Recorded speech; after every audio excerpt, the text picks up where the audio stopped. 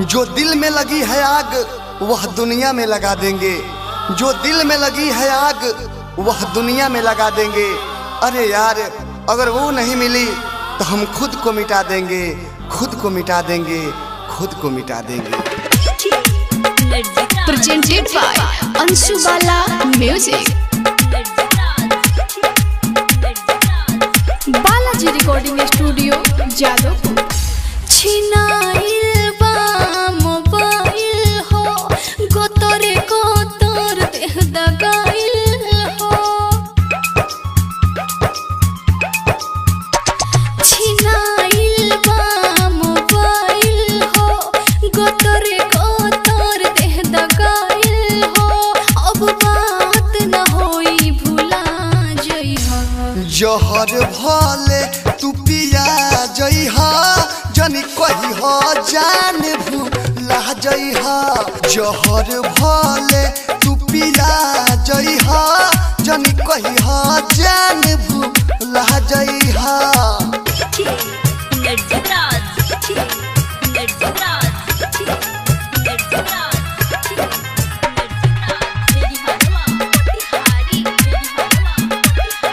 Presented by Anshu Bala Music.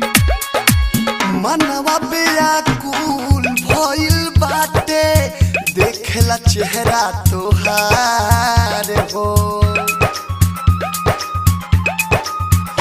हाँ जनवों से ज्यादा करिले हमहू जान हो तहरा से प्यार हो।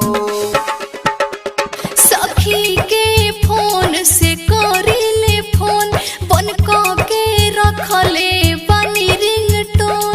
अब हमरा खुटा से खुला जइहा। जहर भले तू पिया जइहा जनी कही हो जान भूला जइहा। जहर भले तू पिया जइहा जनी कही हो जान भूला जइहा।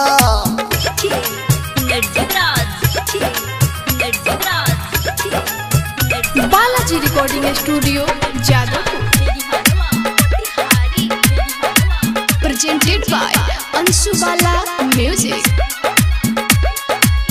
कुछ दिन सबर कर रानी खुशी के खबर सुनाई हो। धीरे धीरे घर के लोगवा सभे मानिए जाई हो। विदेशिया तो बुझो पतिया डरे का पता हमार छतिया।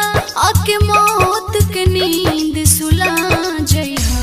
जहर भले तू पिया जइहा जनी कही हो जान भूला जइहा।